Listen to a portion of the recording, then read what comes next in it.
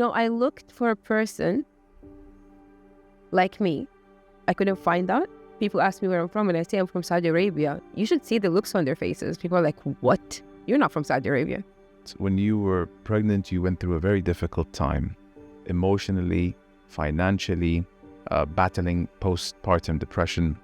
Would you say that was your rock bottom looking back? I had no idea what's happening to me. I didn't know what I was feeling. I didn't know. But people that are older than me, that are in my family, that call me and be like, listen, I started wearing my hair natural because of you. I started taking care of, my skin and stopped bleaching because of you. What's your relationship like with your father today? Is he around?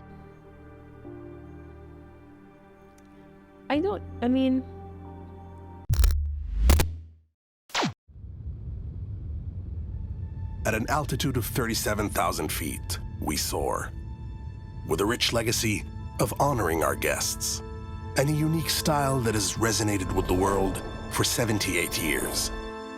We carry the name of our country on every journey and across every sky. We are Saudi. We welcome you in our own way. We shape our present and build our future.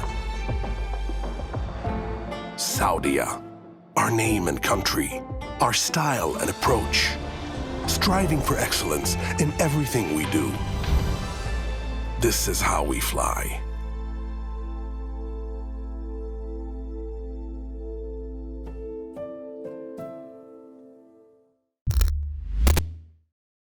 So you stumbled into modeling. It wasn't like a lifelong dream, was it?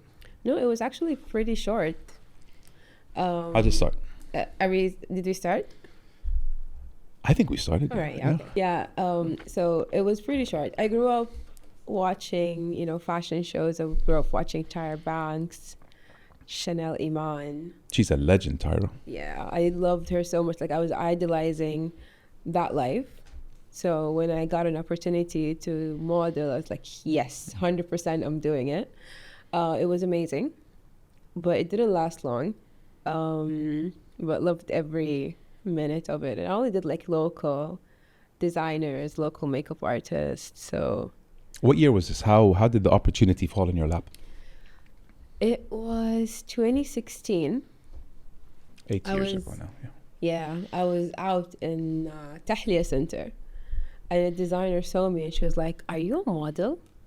And I said, no. I would say I was really skinny and like I had like heels on and I'm tall. So she was like, "You're pretty much describing what models look like." Yeah. Okay. So she asked me if I was a model and I was like, no. And she asked me if I wanted to be. I was like, yes, of course I do. And she was like, I'm a designer. Here's my number. She called me the next day and I went for a shoot. I didn't even tell anybody, didn't tell my family, didn't tell anybody. I went for a photo shoot and then we did like, we tried clothes on and we did like a mini runway. And then I went home and I told my mom, listen, this happened and I really want to pursue it. I love it so much.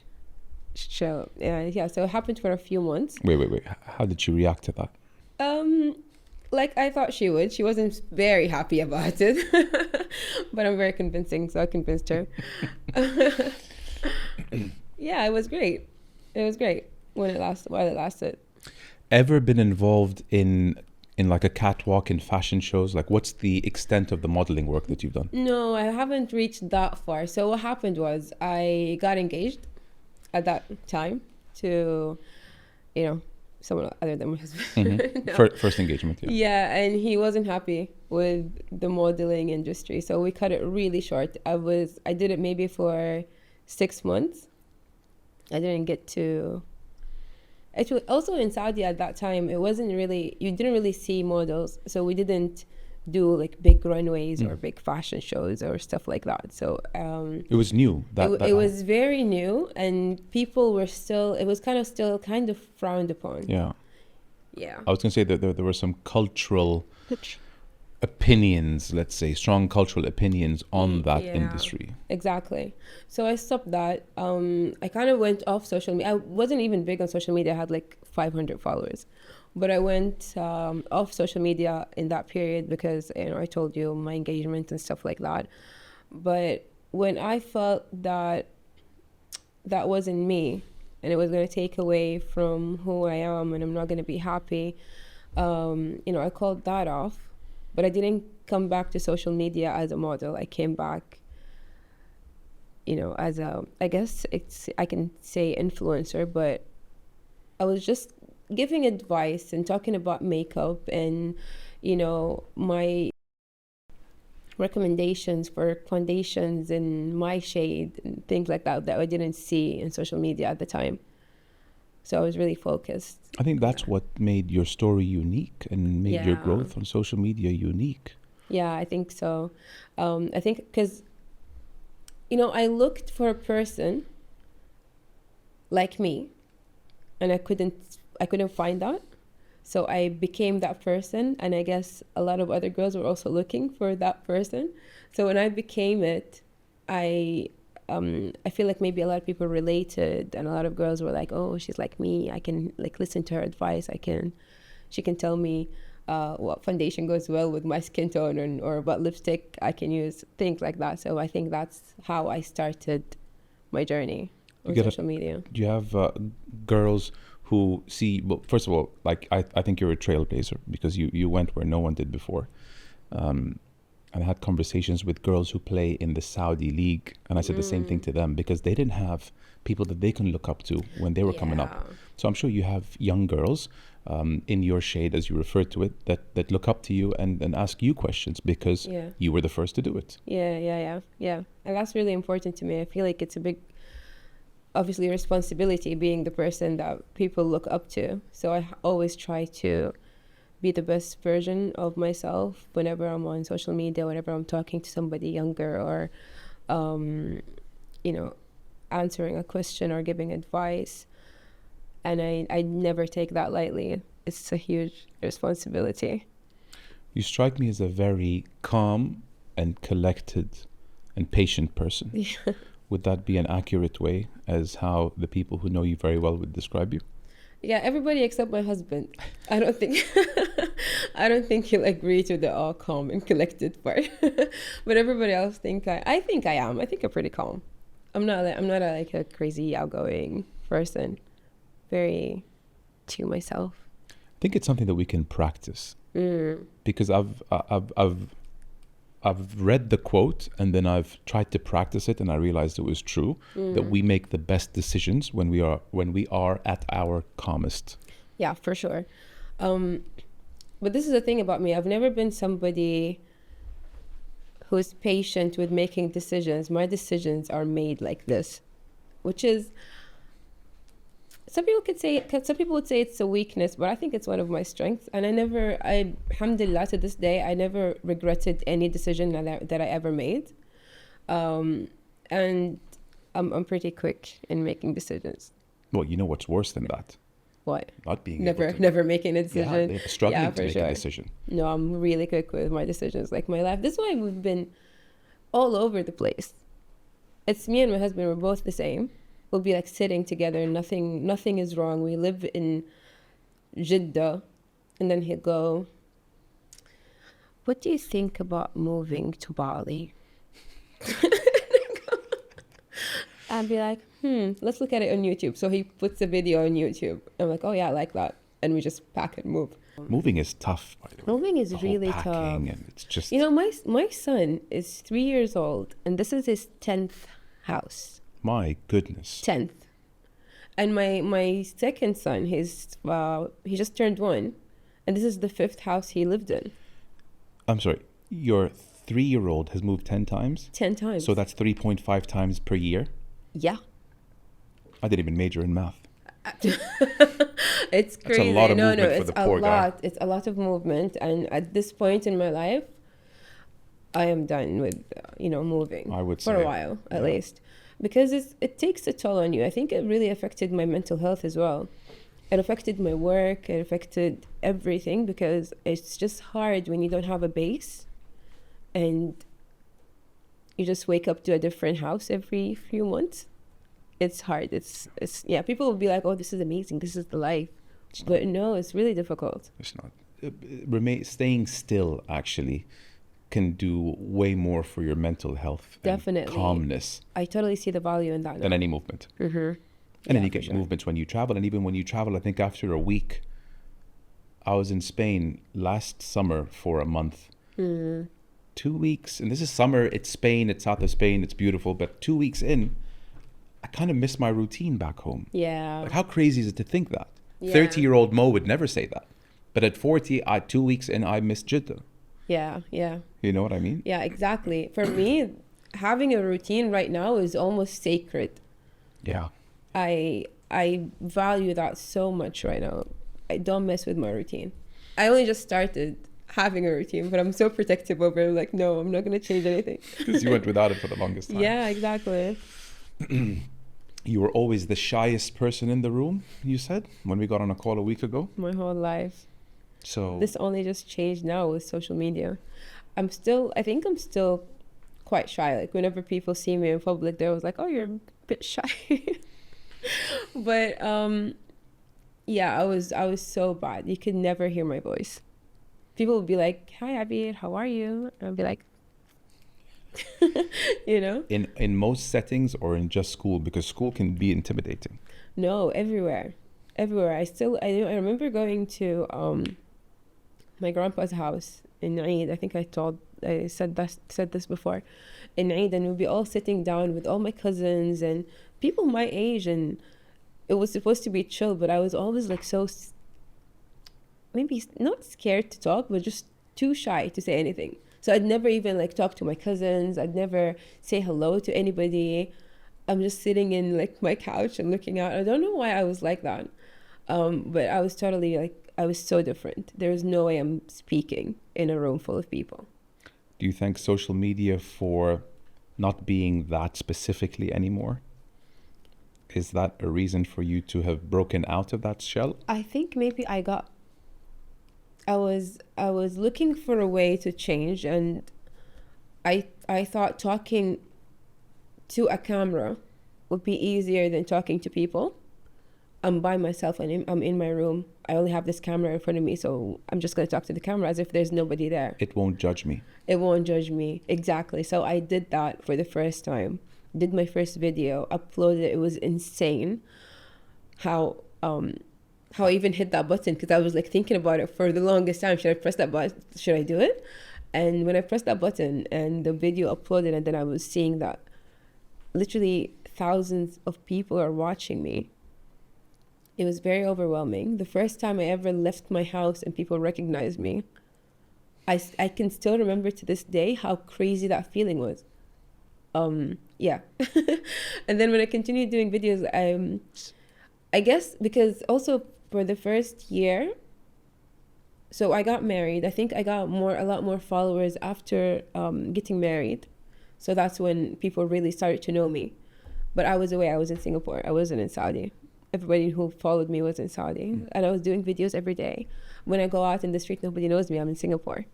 And then when I first came back home. And most of your following was in Saudi? Yeah, in Jeddah, especially Jeddah. So when the first time I came home from Singapore, in the airport, people were stopping me, taking photos with me and talking to me, and I was like terrified. Look at you. I was like, what's going on? Everybody knows who I am, and then they're asking questions about things I talked about before, like, I don't know, my hair routine, or I used to talk about rice water, and people would be like, so you tried the rice water, and it did, and I was like, what? You know? So yeah, it was crazy. I'm still getting used to it, by the way. It's not easy. Yeah. It's crazy how we are often in positions where we don't know who we might touch. Because as far as you're concerned, it's one-way communication. Yeah. But you don't know the people you touch who really enjoy your content. Yeah. It's almost like you want to ask them, how do you know about my hair routine? Yeah, exactly. You know? Who told you? You said. Do you think the element of marrying a Brit of white color was the reason why you caught a bit of virality? Yeah, for sure. No, 100% it is. I would say this, maybe this diversity, or seeing people from different ethnicities or different skin colors together isn't something that we see every day. We don't. Yeah. Like even for me, being a black girl on social media, black Saudi girl on social media, it was also something new. I don't know anybody else before me who is like a makeup artist or beauty influencer who is also black that got, went viral in Saudi. So just me by myself, I was going viral for being a black girl in Saudi on social media. And then when I got married to a white man, who was the complete opposite of me, I attracted a lot of attention. Took off. Yeah, exactly. And I know for sure that that's one of the, main reasons some people are interested in my life, to see the differences. And, people would think that's like it is actually a huge difference, a huge gap. We are complete opposites, but at the same time, I feel like we're the same. Opposites attract. Yeah. But for sure, when you do something unique, you will find some people intrigued by that story because they haven't seen it before. Yeah, definitely. And that's definitely it. We don't see that. We don't have mixed couples. We don't have... I feel like now Saudi is becoming more diverse. Just in the past maybe 2-3 years, I'm seeing something different than the typical Saudi girl or Saudi boy look, because we actually have diversity in Saudi Arabia. We have all types of people, but it's just not. It's not. Nobody knows. I think people were scared to show their full colors. Yeah. Or true colors. Yeah, we're all like, yeah, for sure. In their shell. Now it's more acceptable to be yourself. Yeah, which is really important. The way you dress, the music you're into. I'm seeing more, diversity and expression. And it's probably something that you see in your line of work as, fashion and modeling business. People aren't scared to express themselves in terms of their appearance as they were maybe 10 years ago. Yeah, 100%. Which is good. More freedom. It's beautiful to see. It's beautiful to see that, when people maybe, I don't know, but I think when somebody says Saudi Arabia, people just imagine one thing, which I'm sure you know what I'm talking about. That's why I started this. Yeah, they imagine one thing, but really whenever I'm traveling and people ask me where I'm from and I say I'm from Saudi Arabia, you should see the looks on their faces. People are like, "What? You're not from Saudi Arabia?" I'll be like, "Yes, I'm from Saudi Arabia." Like, there's no black. You too? Exactly. Like, there's no black people in Saudi Arabia. I'm like, there's everything in Saudi Arabia. No. Yeah. It's like all you want to say is like, how do you know? Have you been? No, I haven't. But I mean, the news. You know what I mean? Yeah. So it's crazy. When I was in school, 'cause I think I always attracted, different types of people. When I was in school, my best friend group they're all Saudi. A blonde girl. She's like completely white, blonde hair, and an Asian girl. She's Jawiya. So she had long black hair, Asian features. Brilliant. Right? And me, a black girl. And my third friend was, a normal, like the typical looking Saudi girl. Dark hair, brown. Breaks all the stereotypes of what they think that Saudis look like. Exactly. It breaks all the stereotypes. Like, is there a picture of all of you together? There are pictures of all of us together. And I used to love that about my friends. I didn't choose them to look that way. Yeah. We were in high school and they're still friends. We're still friends to this day. And we're very diverse. It's almost like a Gap commercial. Exactly. No, definitely. We were literally that. And I was looking at us like we're all from the same place. We're all Saudi. We have diversity. We have different looks. We have different shades. And we were all also the same. Because we're all best friends. Yeah. So I thought that was beautiful. I still think it's beautiful. Diversity is beautiful. Yeah. 100%. The celebration of diversity is beautiful. Mm-hmm. For sure. And really, these are the kind of stories that I love touching on the podcast, to show people from different walks of life in Saudi, different interests, different looks. Yeah. Because there is, and sorry for saying it again, but there is power in diversity. There is power in diversity. Just like our regions. Mm-hmm. 13 regions, but if I showed you 4 different pictures, you wouldn't believe it's the same country. We have everything. We have everything. It's beautiful here. Yeah, it really is. It really is. Stumbling upon fame and influence. I've spoken to people in the industry and I've asked them, do you prefer life today with everything you have or life before? And most of them like paused for the longest time. And eventually they said, obviously life now, but that pause told me everything I need to know. Yeah. That there was an element of beauty in not being recognized, in having privacy. Yeah, for sure. So there are perks. Obviously there are perks. You know, you Yeah. are who you are today, mashallah, very strong following on social media. But at the same time, maybe sometimes you want to go out with your kids and not have people tap you on the shoulder. Yeah. And be anonymous. Where does that all come into play? If I was to ask you life today or life before 2017, where you put yourself out there? I love my life today. I love my life. Alhamdulillah. I would always choose life today because I'm thinking in 2017 I didn't have my children, I didn't have my family. I want an answer. Alhamdulillah, we're very blessed. I have a perfect family, mashallah, and there's no way, you know, it's definitely life today. جديد. اكسر الروتين مع أطباقنا الجديدة من بيتزا هات جدة.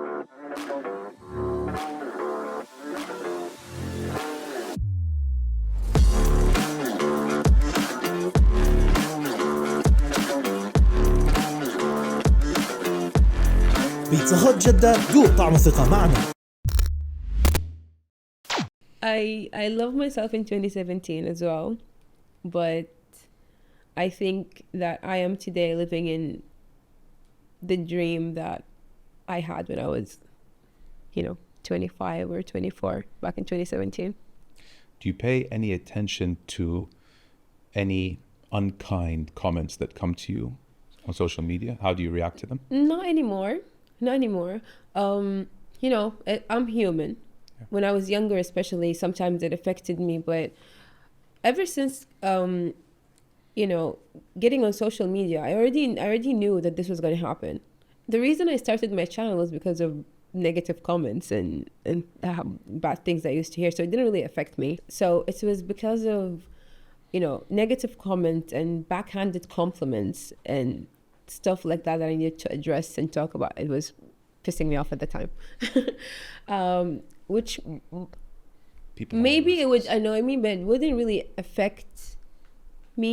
It would annoy me like just at the time as I read it, but then I'll be fine. But right now it doesn't really affect me at all. I'd laugh at negative comments because to me it's just kind of sad that people still think that way or try to put other people down, and so it doesn't really affect me. I can relate. And can I guess that social media, double-edged sword. It can hurt you with negative comments, but it can also lift you up and build new confidence. Yeah. I used to delete comments that people asking me, like, why are you doing it in English? You idiot, be proud of your language, or, go back to America. You don't even look Saudi. I used to delete those messages. Yeah.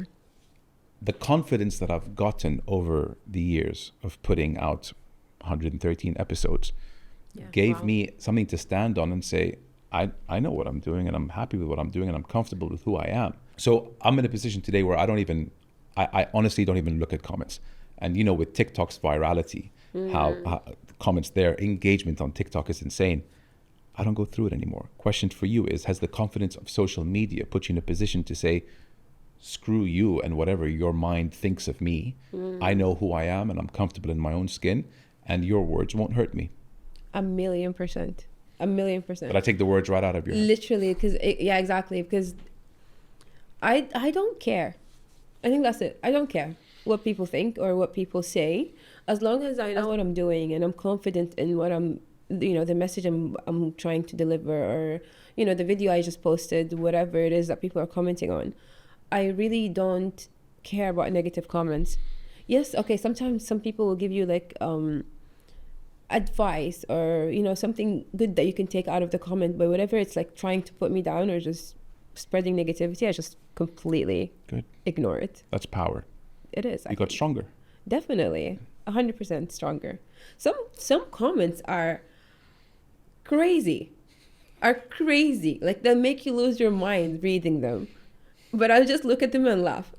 Because you really took the time of your day to write this paragraph of hate. Why? Tells you more about them Yeah, than it does why about would you. anybody want to do that? Yeah.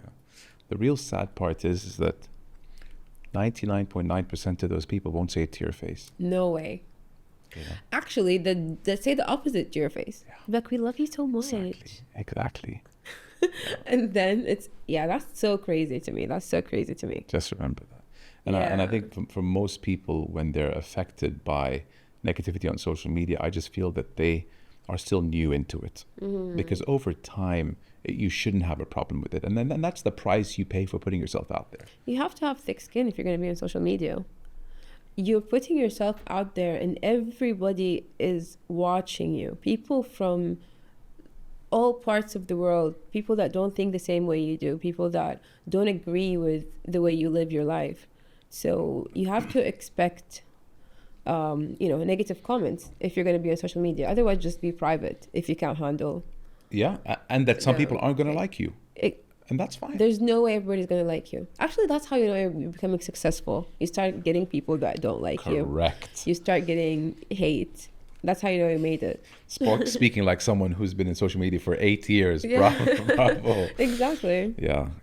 If you're pleasing everyone, you haven't made it. You're going to have haters. Yeah, well, haters are going to hate. You're going to have people thinking that, you know what, I wish I was the first woman of color to represent Saudi. You know, oh, she beat me down. Yeah.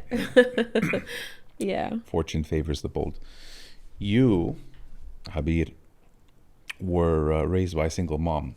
Yeah. And divorced at 7 years old. What do you remember from those days, if anything? I have flashbacks so we were living in Riyadh back when my parents were together. And I just have small memories. I don't remember much about living there. I just remember my dad coming home from work and me and my brother and my little sister would run to the door and be like, Baba Ja, Baba Ja. Like, I remember that. I remember, sitting down with him and eating mangoes because he loved mangoes. But not much. And it's kind of the details. Yeah. It's kind of sad. But it's okay.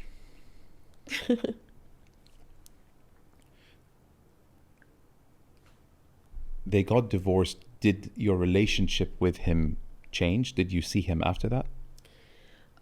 Yeah, I saw him after that, but it was after a while, I think, because they got divorced. We moved to Jeddah. That's where my mom's family is from. And that's where we are to this day. So we used to see him maybe once a month or something like that. Of course, the relationship changed because I feel like if my parents, had stayed together and if I lived with my dad, then I was gonna totally be a daddy's girl. And I sometimes feel like I was robbed from that, and it makes me sad when I think about it.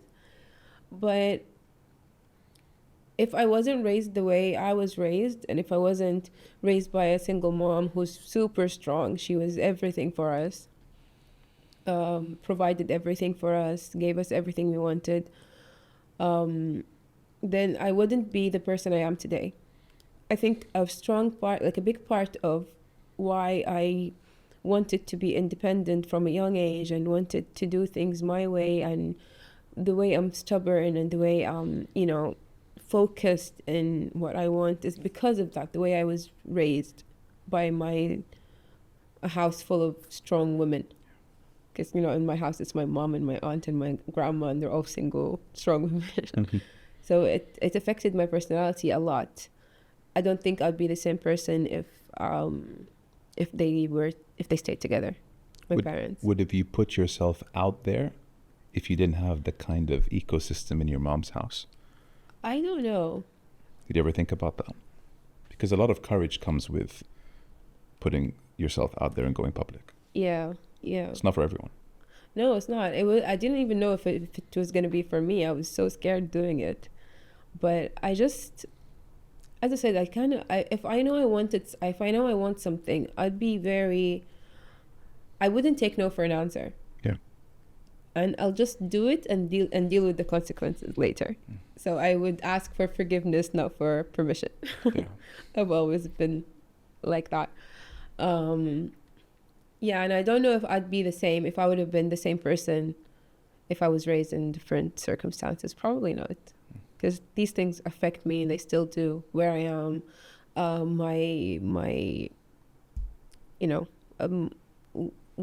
what's happening around me, it really affects me. So I think I would have been a bit different. Don't know if it's better or worse. I think I'm doing okay. 2 quick reflections before we move on to the next subject. First one, what's your relationship like with your father today? Is he around? Yeah, he's around. I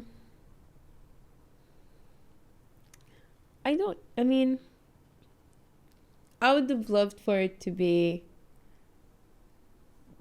stronger.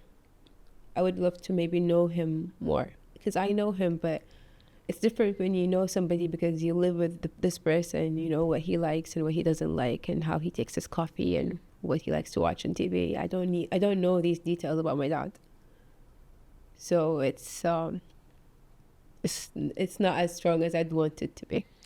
Does he see your kids from time to time? Yeah, he loves them and they love him. How has your relationship with your father affected you in a positive way with how your relationship is like with your kids? Did it have any influence, would you say? So my dad is very, understanding, maybe for his time, pretty liberal. Do whatever you want to do as long as you can respect yourself afterwards. He's like that type of person. Not controlling, not very, very chill. He's very chill. And I think maybe I got that from him. I think I'm very chill too. And I told you that. Yeah.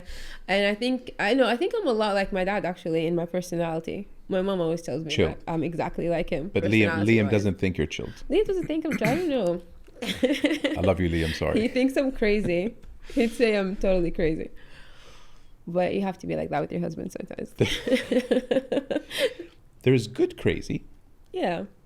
Like being hyperactive and proactive. Yeah. So there's a good element. I don't think crazy should have the negative connotation to the degree that it does. No, yeah, for sure. There's good crazy. I'm sometimes good crazy, sometimes bad crazy. That's life. That's life, exactly. It happens. For those people who think they can always be calm and collected and happy, that's and fakeness. With your significant other, you can be yourself.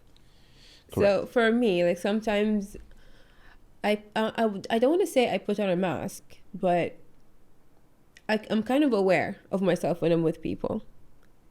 When I'm with him, I'm just me. So he sees a different version of me. Somebody not anybody else can see. Can I just say that if you can't be you around your significant other, there is a timer on the marriage. Definitely. That's one of the most important things. I feel like I can totally look any type of way. I can wear whatever. I can do whatever. I can say whatever is on my mind without walking on eggshells of being judged or him leaving me or anything like that, because I know this person loves me for me and is there for me. It's liberating. It's beautiful. It's amazing. I don't think there's anything more exhausting than trying to be someone else. Yeah. Some people are like that their whole lives. Or especially in a marriage where you have to be this person to keep that person.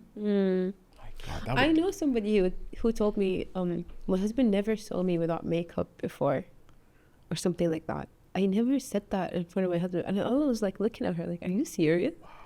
How is that even possible?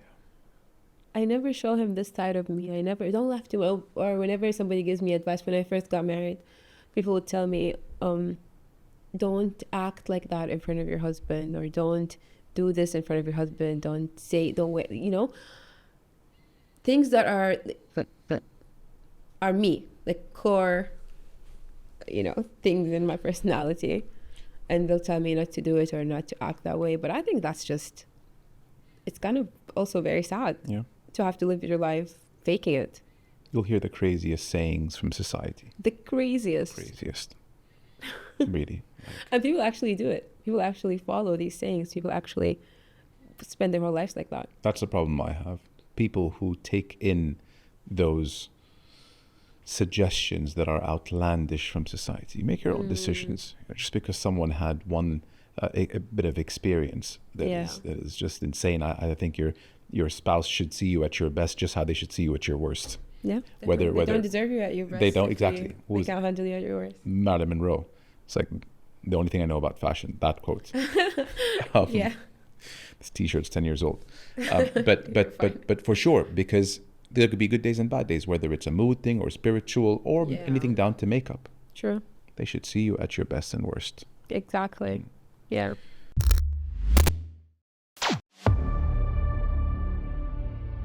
ملحمة من النكهات الجديدة في طريقها لك. مستعد؟ وصلت نكهة ليز الجديدة، المانجو والتوابل الحارة. امسح كود الQR على العبوة، حمل تطبيق جوي واكسب جوائز كثيرة. المسلسلات يبيلها نكهات جديدة. You mentioned that when you were pregnant, you went through a very difficult time, emotionally, financially, battling postpartum depression. Would you say that was your rock bottom looking back? Yeah, for sure. For sure. So COVID was difficult for us financially because we were in Bali and we were living off savings because we didn't work, both of us. And then I got pregnant. We decided to move to Dubai. So, sorry, in Bali, you guys were just chilling? We were just chilling. Bless you. We stayed there for a year without working or anything. We had savings. We were fine. We thought we were fine. We thought like nothing is going to happen. And that we were going to start working whenever we needed to. I didn't do social media there because I was too far away from any promotions or work. Anyway, so I got pregnant. I didn't want to stay there anymore. We had to leave, booked a few tickets, got cancelled, didn't get our money back. It was a whole thing. Anyway, when we got to Dubai, we were already poor. And it was bad. It was very bad. It was very bad. I didn't want to ask for help. I could have. I could have called my family. It's brave. But I didn't want, nobody knew. My mom just knew about it this year when I talked about it in public. Nobody knew. Wow. Alhamdulillah, I would have called my mom. Yeah, I know. I thought I would have called my mom if something like this happened to me. But when it actually happened, I didn't want, I don't know what happened. I don't know why. I just didn't tell anybody. We went through it on our own. Pride? Were you too prideful to do it? I don't know if it's pride. I don't know if it was pride. I think it was just a sense of responsibility. I need to be responsible for myself, and we need to be responsible for us, me and him. He didn't want to tell anybody. He didn't want to ask for, help or money or whatever. That shows character, by the way. Yeah. So it was difficult. We would put dirham on dirham, the coins, to go get things from the supermarket to eat, bread and stuff. And it was very difficult for a few months until things went back to normal and we were working again. But it taught me so much about myself. I did not know that I could be that strong. I did not know that I could want something. I'm used to wanting something and getting it without even looking at the price. Same. That's what I'm used to. And going to a supermarket and being okay, this is 5 dirhams, I can't afford it, was so crazy. While pregnant, was so crazy. While pregnant. Ooh. Yeah. So, and I think it brought us closer to each other. Definitely. We started working hard. We started making our own, and by the end of that year, we were fine again. We had our own house. It was fine. You both got jobs? Yeah, so we both work remotely. So he started doing his coaching again, and he was making good money. And then I started doing my ads again, and I was making good money, and we were fine. But at that time, when we first came back to Dubai, it was one of the craziest times of my life. I made a promise to myself to never be in that position again. And that's when I started my company. That's when I started Cinder, when I was pregnant. It was like, okay, I'm gonna have my own thing, which is why it's really important. And I always say that to my followers: you have to have your own thing, away from your husband, away from your family, just something that's just for you. You have to either, do a business or just have your own thing To fall back on. to fall back on is super important. That's why I started Cinder at that time, and alhamdulillah, I've been really successful and we're doing really well. And but I'm always gonna look back at that time and remember what it did for me. It was a gift. That time was a gift. It taught me how to be stronger and how to be better and what I can endure. But then after having the baby, that's when the financial trouble, it was fine. We didn't have financial trouble anymore, but it was mental health problems, because I had no idea what's happening to me. I didn't know what I was feeling. I didn't know. Of course, I was happy to have my baby. He was my whole life. I was dreaming about having him, and that's why it was so confusing to have these weird feelings that I didn't understand. Nobody talks about postpartum depression or postpartum anxiety as much as they should have. Now people started talking about it, but when I was pregnant, I had no idea what was happening to me. I mean, when I had Aiden. So yeah, that was a very difficult time. I used to start fights with my husband for no reason. I'd cry all the time. I didn't want to take care of my son. It was hard. It was so hard. How long did this last? I mean, I know vaguely what postpartum depression is, but I don't know what the feelings are like. I can't relate to it. Yeah. What is it, if you don't mind? I mean, what does it feel like, and how long did it last? It feels like drowning. Drowning.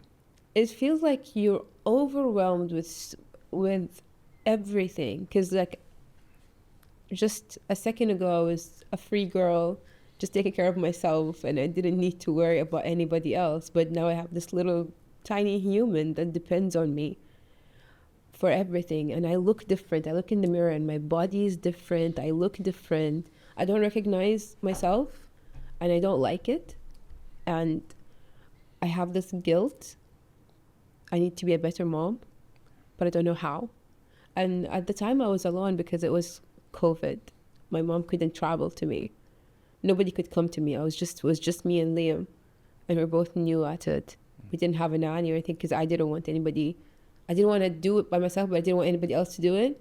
I just wanted Liam to do it, and if he did it in a different way, I'd get angry. But it's people have different styles, and he's still easily triggered. Yeah. It was a difficult time, but we got through it without really realizing what was happening. But by the time I had my second son, the reason I found out I was pregnant is because I was feeling weird.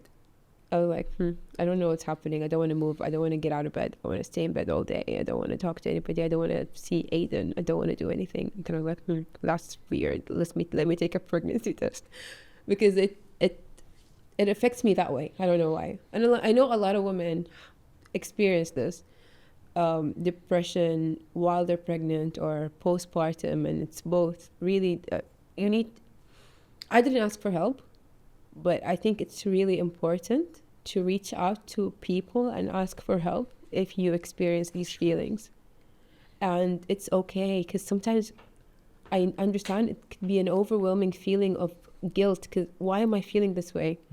And you just blame yourself and not do anything about it. But it's really important to ask for help. Or pre-therapy, to know what it's going to be like, to talk about it before you embark on the journey of pregnancy. Definitely, which is something that they tell you everything about when the baby comes, how to change the diaper, how to do this, how to do that, how to take care of your scar, how to take care of your wound, but they don't tell you how to take care of your mental health. Yeah. You will be experiencing 1, 2, 3, and when you do, this is what's best. It will pass. This is coming. It will pass, because it felt like it was never forever. ending. Yeah. If somebody just told me, listen, this is normal, it will pass, Yeah. I think I would have felt so much better. Just that sentence. Just that. It's really important. So that's why now I talk about it. A lot of people who follow me can be going through the same thing. So when I talked about it for the first time, I got so much feedback from women who are experiencing it. And they were like, thank you. I didn't know that this was normal. And I think it's really important. We don't have that, especially, maybe in Arabic, or somebody who speaks your language, somebody who you can relate to. We don't have it. No. So yeah, it's really important. Although we live in a world now where we are more interconnected than ever, easier to find your tribe than ever. That's why social media is important. I think it's the best thing about it is that at any point you can go online and ask for help, or join a course, or be around like-minded people, whatever on earth it is. And most importantly, getting support in things like postpartum depression. Yeah, for sure. You said you're big on manifestation and speaking things into existence. Yeah, without even knowing. I had no idea I was doing that for the longest time. Give me an example of something that happened. I feel like ever since I was a little girl, I'd sit down and think about something and really want it. And then the next day it would happen. The tiniest thing. Like, for example, once, which is like very stupid, but I really wanted a laptop, a certain type of laptop. I really, really wanted it when I was 13. And I remember sitting in my room and just thinking about it and really, really wanting it. And then the next day, my dad comes and buys me with the laptop. Like, he comes to visit us. The one you wanted? The same one I wanted. That's crazy. And it was so crazy. But it's the same thing. Good crazy. It's good crazy. But it happens in everything. Everything I have today in my life, including my family, my kids, my career, literally everything I have today is something I saw before and I imagined, and I wanted it, prayed for it, it happened. And I believe in that 100%. It's the definition of manifestation right there. It's the definition. Yeah, I completely believe in that, and I think everybody should. There's so many books and so many people talking about it for a reason. It actually happens. True. But you have to believe in it. Like, this is the whole thing. You have to pray for it and believe it's definitely going to happen. There's no way it's not going to happen. And you'll see it will happen. What's a good book on is The Power of Manifestation one? Yeah, and The Secret. Yeah, there are so many books about it. So many people talking about it. Because there's a few things that I want, so I'm going to start practicing manifestation. You should. You know, at the time in my life where I wasn't, I guess that was because I was positive, or I didn't even think about manifestation, but I was doing it without putting a name to it, without putting a label to it. But at the time in my life, maybe at that period, when I was kind of down and I was kind of, I wasn't being myself, and I was very negative. Things were getting worse. Everything was getting worse. And then when I kind of got back to myself and started thinking the same way I used to, things started getting back to normal, and I started getting what I want. Mm-hmm. So I think it's very, very powerful. The way you talk to yourself, the way you think about stuff, and the way you ask for things. When I say ask for things, I don't mean from other people. Like, ask God or whoever you pray to for things. The way you ask for them is very, very important. Yeah. Speaking to yourself is so important. I told myself, I'm never going to say, Mo, you idiot, because your body hears you. Mm-hmm. Yeah.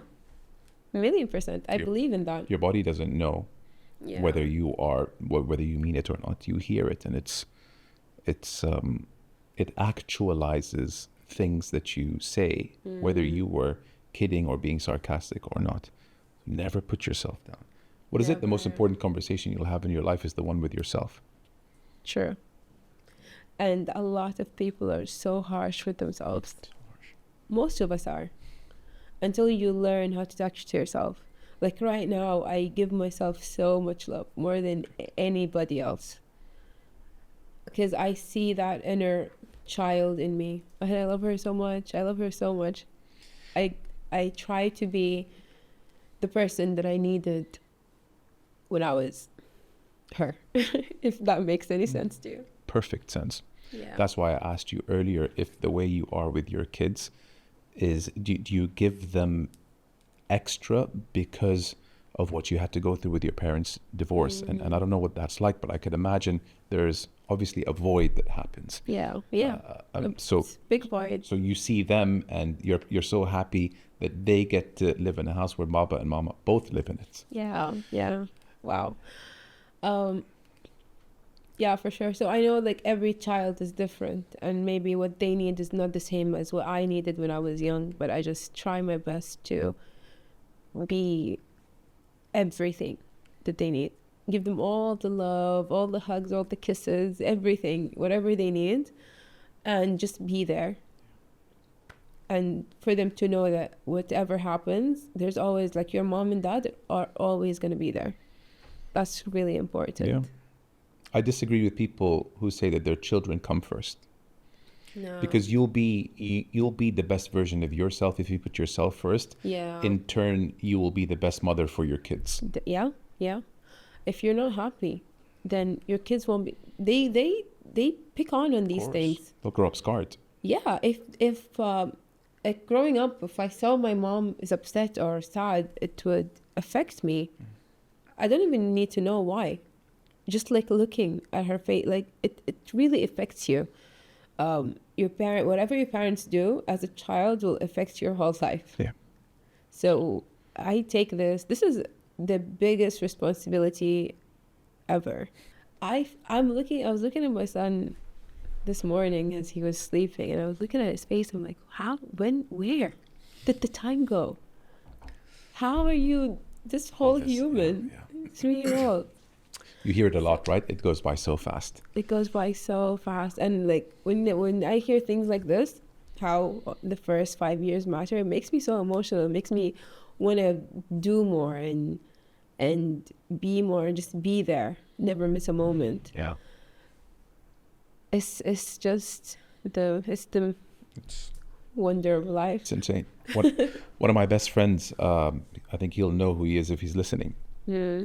I remember, and he's a few years older than me, maybe 3 or 4 years older than me, and one of my best friends.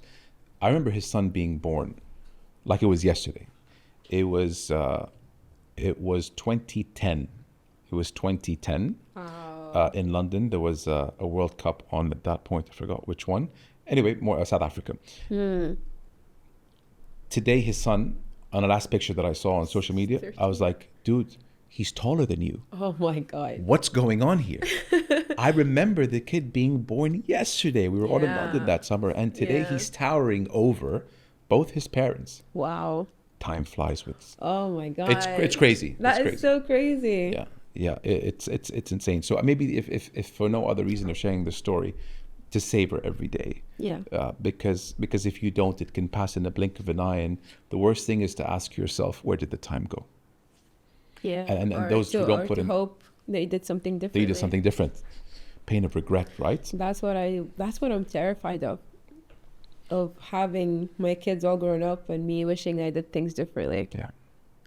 Well, that's the most common answer to those who are asked on their deathbeds.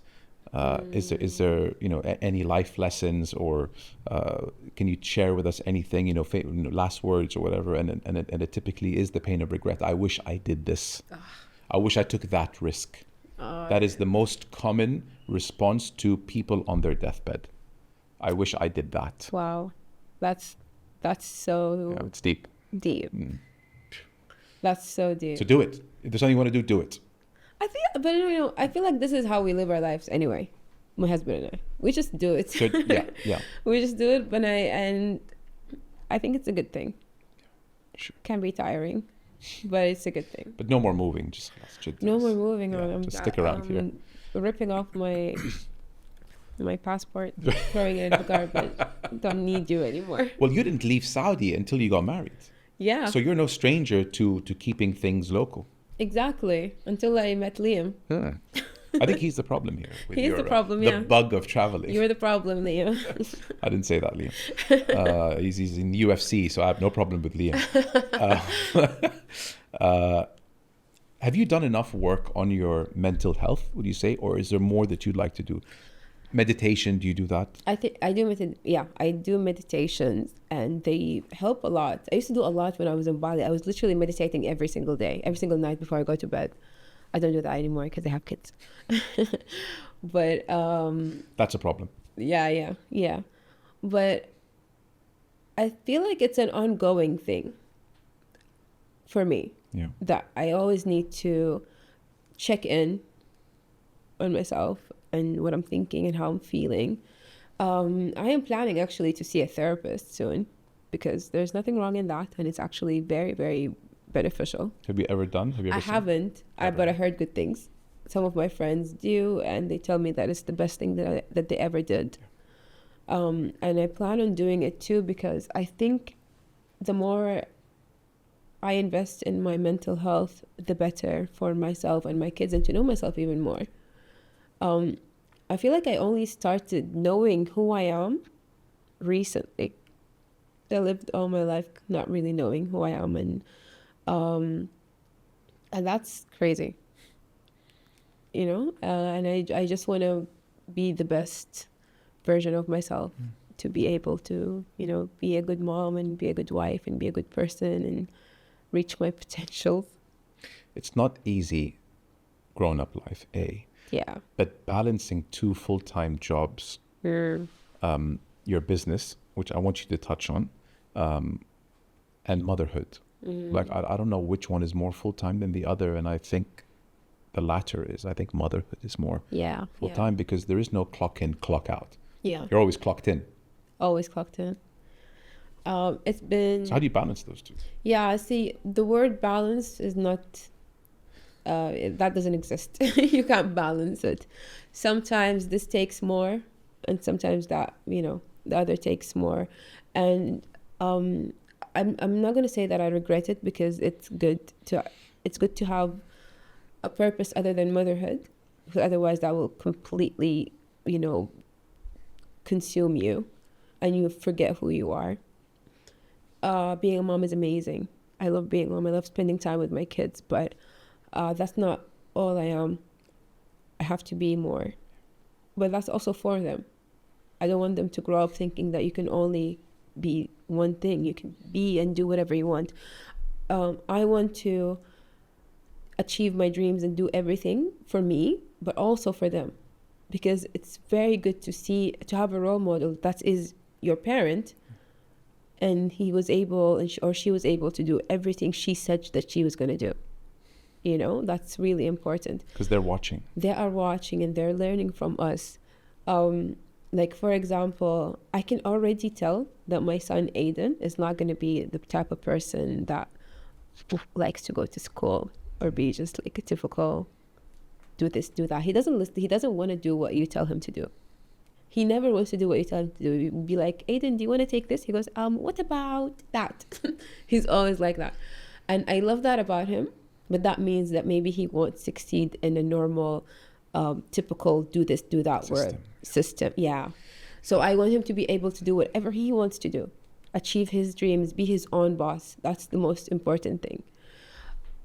Anyway, going back to it. So I can't really balance properly between being a mom and being a business owner, but I'm doing both, and I think I'm trying my best to do a good job. I think I am.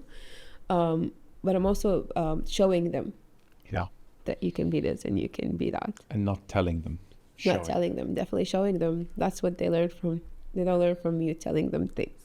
I think your eldest has got entrepreneur written all over him. I hope so. I do think so. He's totally a boss. He's the boss of us in the house. Alpha, would you say? Alpha? Yeah, for sure. It's crazy how personalities show from that age. Exactly. I can totally tell from today that he is not gonna want to be. He's not gonna listen to anybody. He will want to be his own boss, because he already is.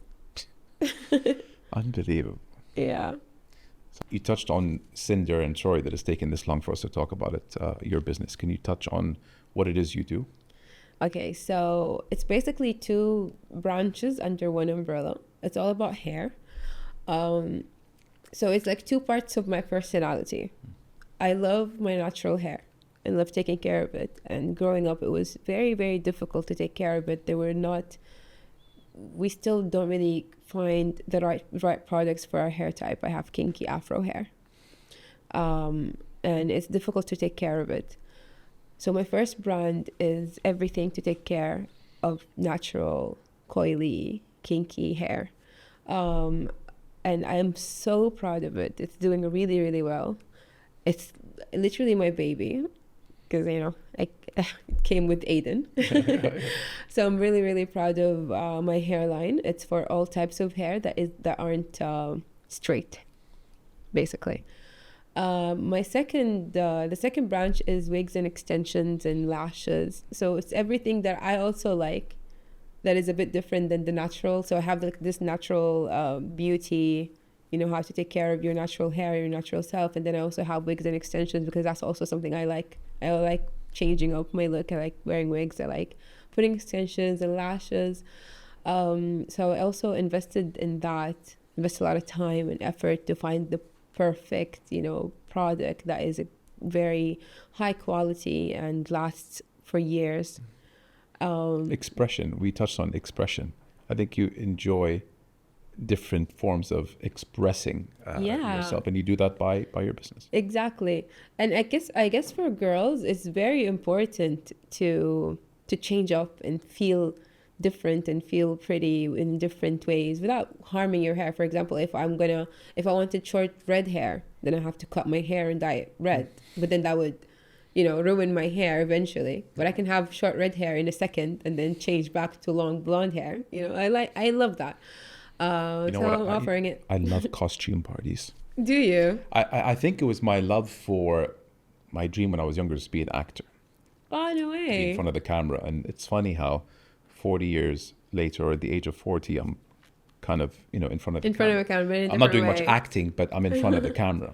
Yeah, wow. But the acting thing, the point of acting is playing a role, being someone. I think it's a nice break from reality or break from life. Definitely. So going to like a costume party or dressing up into something, I used to always enjoy those more than going in t-shirt and jeans. Yeah, I love that. To the point where someone said every party should be a costume party.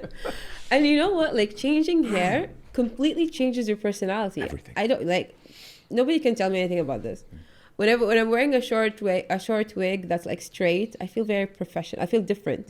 When I'm wearing this like curly, crazy hair, I feel like, it gives you different personalities. Definitely. So we have whatever personality you want to be today. And you feel it. Like you start playing along with the hairstyle that you have. For sure, yeah, it's 100%. a crazy bit of psychology, that. It is, yeah, it is. Yeah. It changes your mood. It changes the way you're feeling.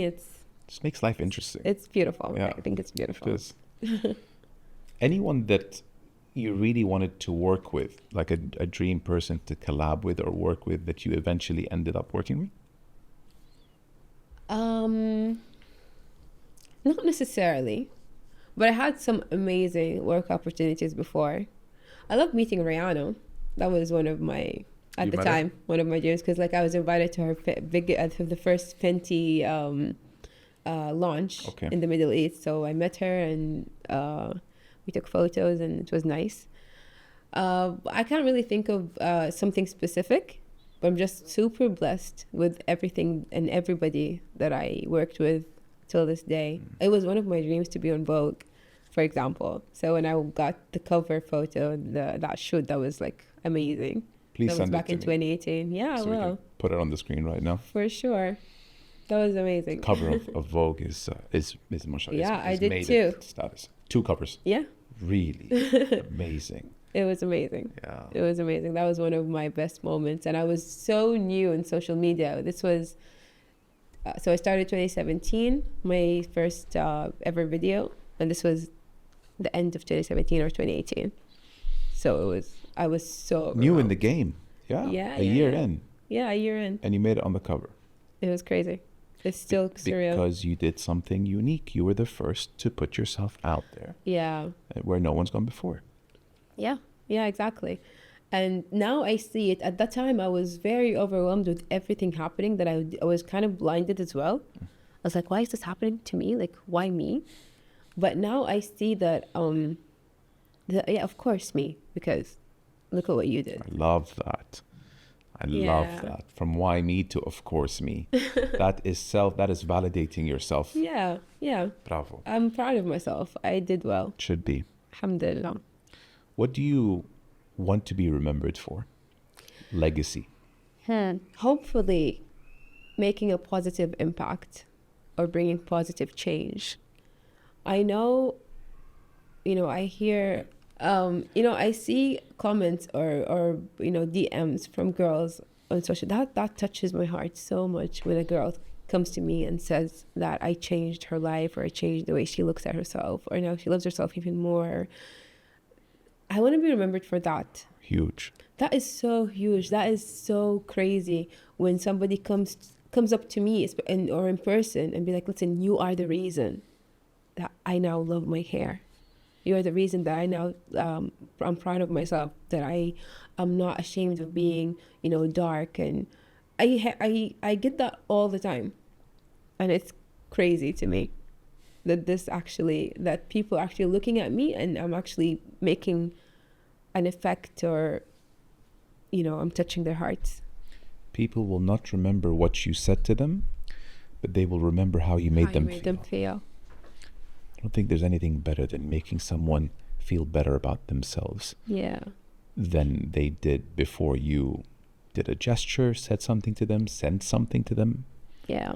I think that's like one of the highest, most noble things a human can do, is bettering someone's life, and even if it's a mood for a fleeting moment. Yeah, for sure. So when you get a message saying, thank you so much, now I love my hair, I never used to, but you made it okay for me to. Yeah. That's top tier. That's goodness. Wow. I'm still. You even made me sit up straight now. I'm like, whoa, right now. Even some of my cousins, people that I've known my whole life that are older than me, and I never thought that, I wouldn't even come up to them and sit and talk to them in person because I was so shy. But people that are older than me, that are in my family, that call me and be like, listen, I started wearing my hair natural because of you. I started taking care of, my skin and stopped bleaching because of you. And yeah, that's just. They accepted themselves crazy. for who they are. They accepted themselves for who they are. Wow. That's a great legacy to want to leave behind. Exactly. Inshallah, that's what I'm remembered for. Inshallah.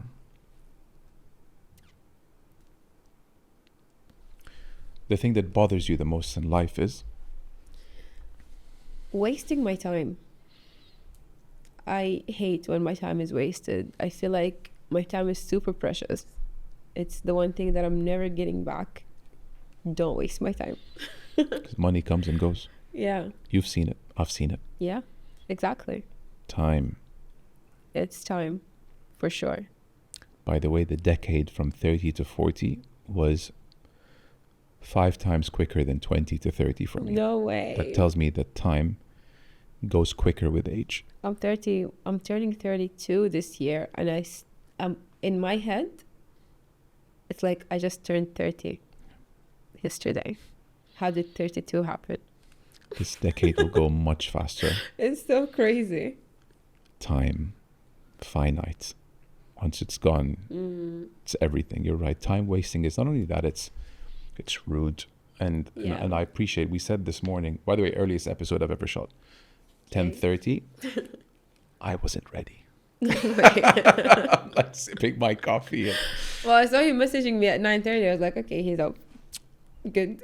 Twins sometimes get the best of me. And I'm flying out tonight, and all of a sudden I got a message. I'm like, oh my God, it's 10:30. But point is, you were bang on time, punctual. Yeah. So I can tell, when you say that you don't want people wasting your time, you don't like wasting other people's time either. No, well, it goes both ways.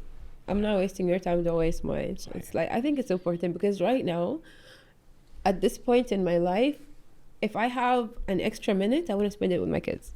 Yeah. I don't care where I am. Yeah. I don't want to spend it anywhere else. So I want to spend it with my family. So time is very important. Do you ever get mommy guilt? All the time. All the time. That's the hard part. All the time. I'm always feeling mom guilt.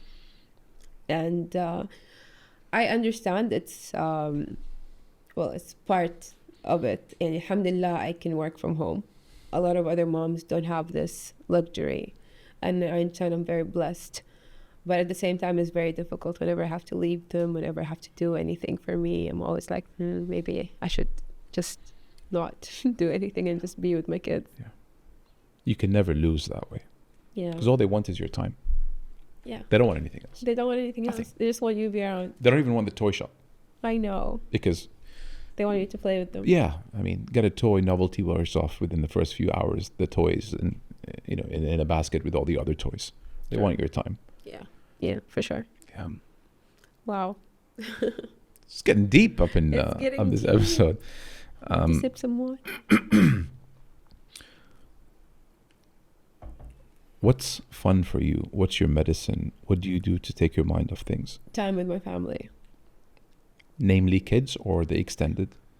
Yeah, extended too, but I was thinking my kids and my husband. Just that time. That's just amazing. Sometimes when you go to the extended family, it becomes more drama comes in. And yelling and shouting, and no, just time with my kids and my husband. What about hobbies?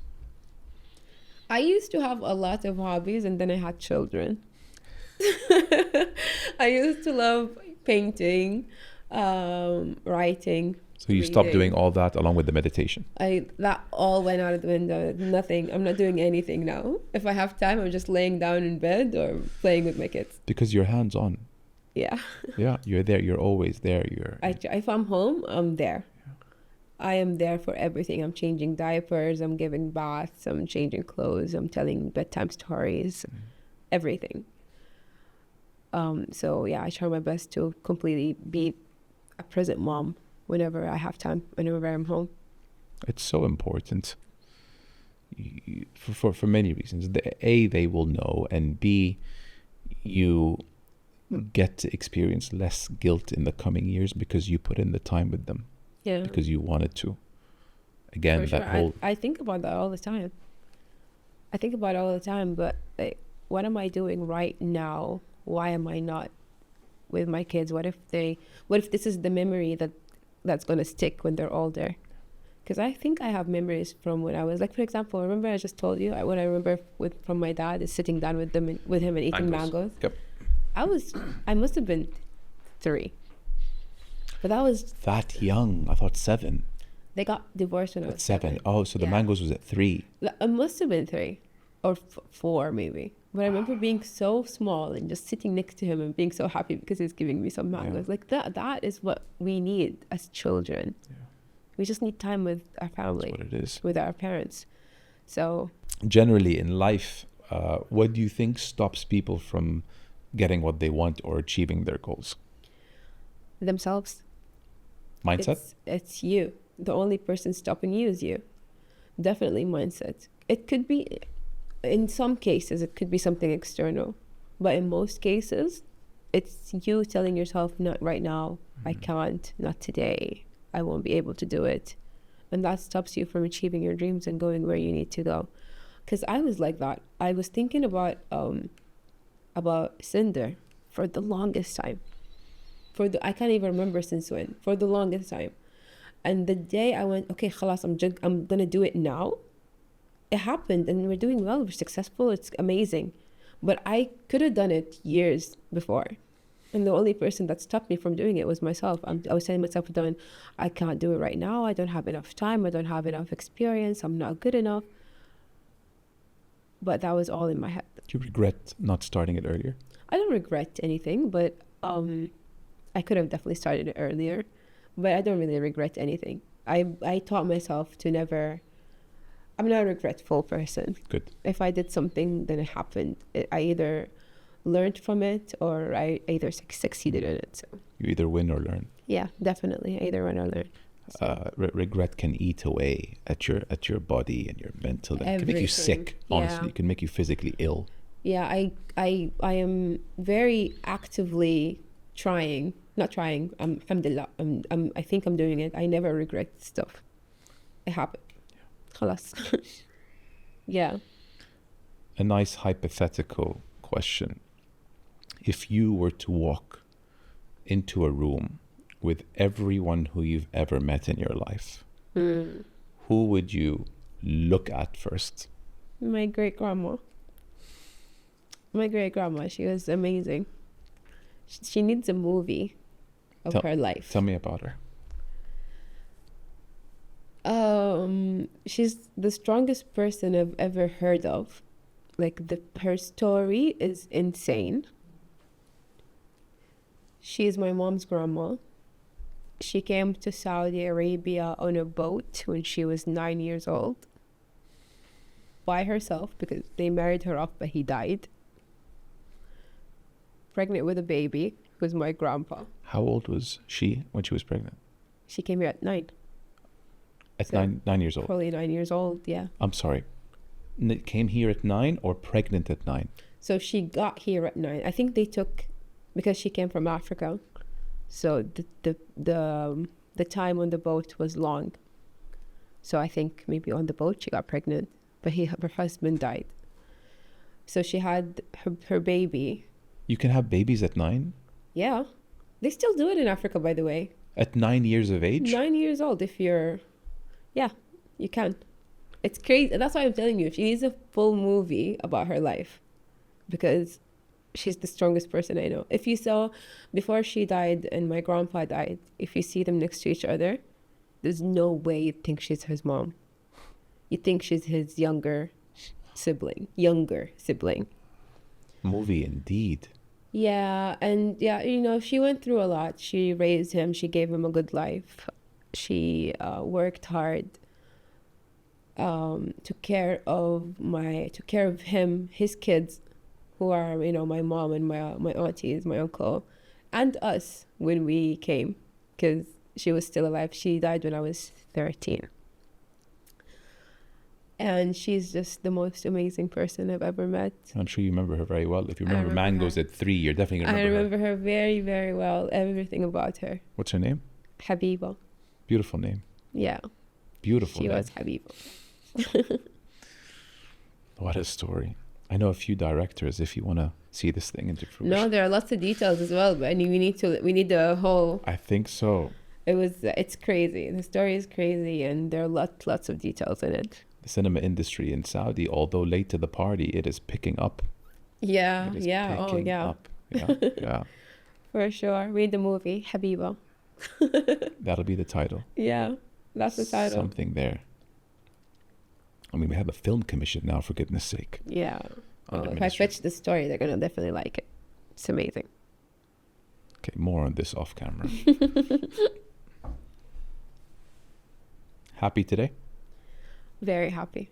Alhamdulillah, especially today, because I just came back from, from a trip, and I'm happy to be home. I'm very happy. General Abeer, her headspace, is anything missing? Because that's the definition of happiness, when nothing is missing. I don't think anything is missing. I think with time things can improve or change, but I don't think that there's something that I need that I don't have. I have everything I need. I have everything I want. Alhamdulillah, I'm very, very blessed. God is very great. Blessed, yes. Yeah. Thank you for your time today. Oh, thank you. We're done? I think so, yeah. Yay. I got through my 29 points. Awesome. The last thing actually that I wanted to ask you of, because it's a new thing that I said I'll do, and my production team were like, Mo, you keep forgetting that we said that at the end of every episode, we're going to ask the guest to recommend someone for the show. Oh, okay. So I forgot the last 3, and I said, okay, guys, I'm going to make sure I ask Abeer this.